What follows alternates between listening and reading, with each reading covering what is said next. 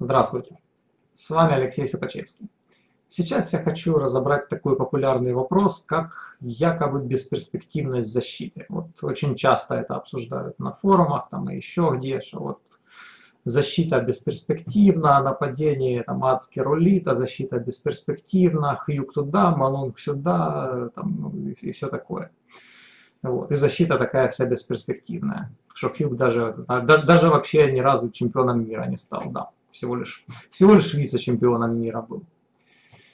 Вот. Ну, по поводу бесперспективности, неплохо бы вообще определиться с тем, относительно чего именно перспективность или бесперспективность, потому что нету такой какой-то сферической перспективности или бесперспективности. Всегда перспектива или ее отсутствие может быть относительно какого-то предполагаемого результата. Вот, например, у меня могут быть перспективы относительно избрания президентом какой-нибудь страны, неважно какой. Вот. А просто так перспективы безотносительно чего-либо у меня быть не могут. Нужно какой-то результат задать, чтобы говорить о перспективах относительно этого результата. Так вот, перспективность защиты относительно какого именно результата имеется в виду. Если говорить о перспективности относительно доминирования на мировой арене, чтобы вот там в топ-10 было 7 защитников из 10, ну, наверное, в таком плане защита действительно бесперспективна. Если там вы, например, тренер, который хочет подготовить 7 игроков, которые бы заняли места в первой десятке, то не стоит рассчитывать, что это будут защитники. Если вы рядовой просто игрок в настольный теннис и не занимаетесь проблемами оккупации первой десятки мирового рейтинга, то вообще что вас тут вообще волнует относительно мирового господства защиты или отсутствия этого мирового господства? Какая разница обычному игроку, который просто играет для себя в настольный теннис, что там происходит в первой десятке? Вот я играю, и на меня как-то, на мои результаты влияет, куда Хьюг, а куда Малонг. Ну, очевидно, никак не влияет ни на меня, ни на кого другого. Хьюг с Малонгом никакого воздействия не оказывают. Возьмем тогда другой результат, относительно которого можно оценить перспективность защиты. Например, победы на любительском уровне. По-моему, этот результат в практическом смысле гораздо интереснее рассматривать для обычных теннисистов. Не Хьюгов с Малонгами и их тренеров, а вот для обычных любителей там, любого уровня или даже не совсем любителей. В общем, рассмотрим перспективность защиты на вот таком уровне игры. Я, кстати, думаю, что Хьюги с Малонгами и их тренеры мои ролики все равно не смотрят, так что вообще какой смысл мне про них рассказывать? Буду рассказывать лучше про тех и для тех, кто смотрит мои видео. В общем, что касается перспектив защиты на этом уровне. Разберем невысокий любительский уровень. Я думаю, что большинство зрителей играют где-то плюс-минус на нем. В чем суть этого уровня игры в настольном теннисе? Суть этого уровня игры касательно нашего вопроса в том, что на этом уровне вообще в основном преобладают невынужденные ошибки. По причине недостатка подготовки, по причине слабой техники или там и вообще отсутствия, игроки постоянно ошибаются сами. Вот, то есть море невынужденных ошибок и немного каких-то там качественно проведенных результативных атак или еще чего-то. Нетрудно догадаться, что если на таком уровне преобладают невынужденные ошибки и технический брак, то те игроки, которые просто будут сосредоточенно держать мяч на столе и не будут ошибаться сами, уже будут иметь с этого огромный профит и уже будут обыгрывать очень многих. Это, кстати, в реальности и наблюдается. То есть на невысоких уровнях игры, когда находится защитник, ну, защитники тоже бывают разные, бывают, которые постоянно что-то чудят, сами хотят что-нибудь там куда-то заатаковать, неведомо куда, что-то сложно исполнить, тоже страдают невынужденными ошибками в большом количестве, бывают и такие защитники. Вот. Но если защитник просто сконцентрирован на том, чтобы возвращать мячи на стол, без каких-то изысков, без хитростей, без каких-то там мега-запилов, которые там сам Малонг там вообще пупок развяжет поднимать. Вот. Если защитник просто мяч вот туда, на ту сторону сетки на стол возвращает, вот он уже очень много победы держит вот только на этом, потому что он сосредоточен на том, чтобы не ошибаться, и худо-бедно как-то туда перекидывает. А его соперники, не имея техники, не имея подготовки, постоянно будут что-то куда-то мимо стрелять, что-то куда-то мимо тулить и будут ему проигрывать. И это в реальности наблюдается, потому что вот на таких уровнях игры защитники много выигрывают. Конечно, с повышением уровня игры нужно защитнику уже, кроме бесхитростного возврата на ту сторону, нужно что-то другое в арсенале, уже приобретать, чему-то учиться, чтобы чем-то очки выигрывать.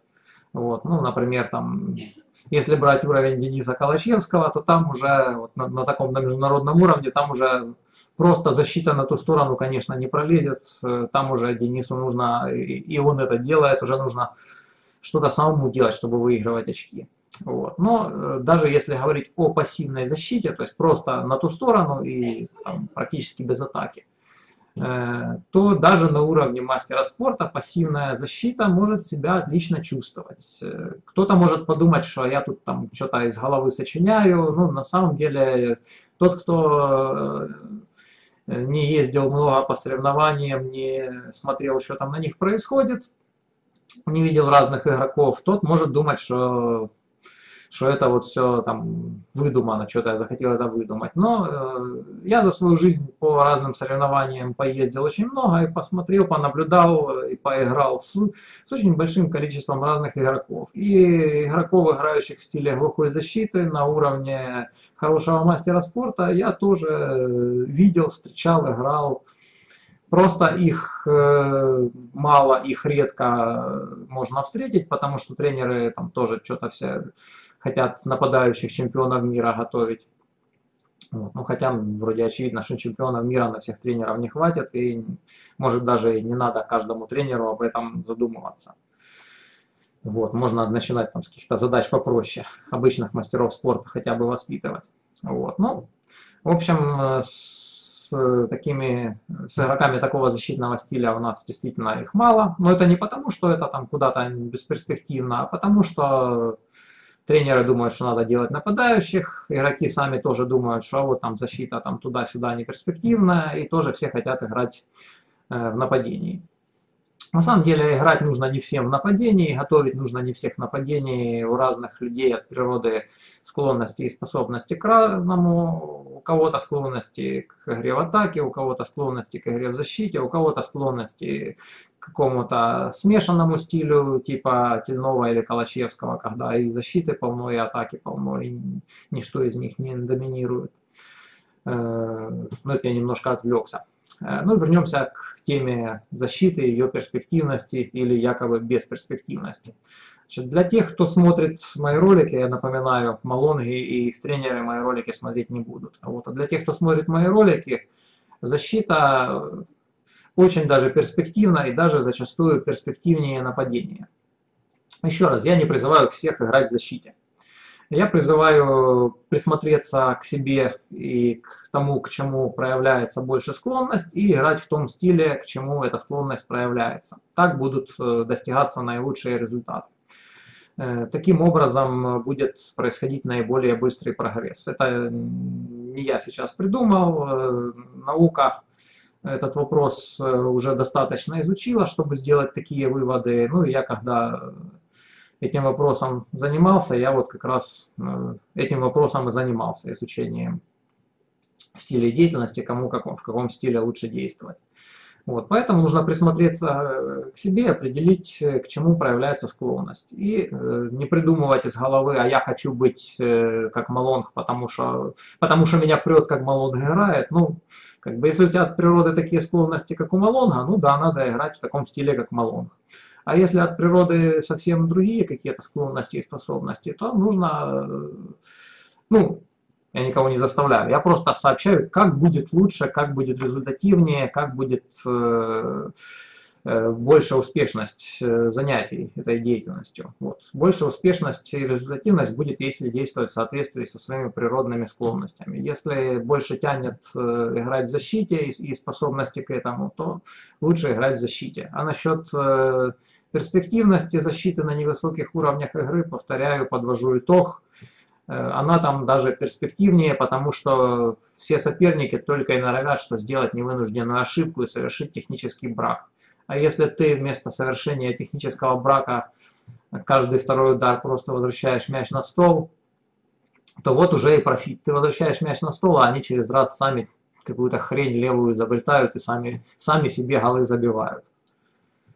На этом, пожалуй, этот вопрос я сейчас прекращу. Если есть какие-то еще вопросы по этой теме или боковые ответвления от этой темы, которые хотелось бы рассмотреть и обсудить, задавайте, пожалуйста, в комментариях под видео.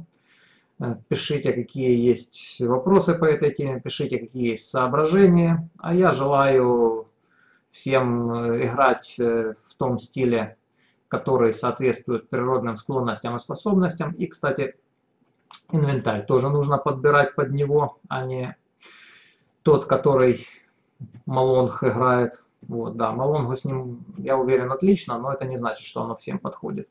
То же самое касается Тимобола. Я уверен, что Тимоболу подходит, но если вас прет, как играет Тимобол, это не значит, что вам оно тоже подойдет. Вот, инвентарь тоже нужно подбирать под стиль игры. И, кстати, мы в нашем магазине это умеем, и мы это делаем. Так что, если хотите, чтобы было подобрано правильно, обращайтесь к нам. С вами был Алексей Сокачевский и канал ТТ Максимум.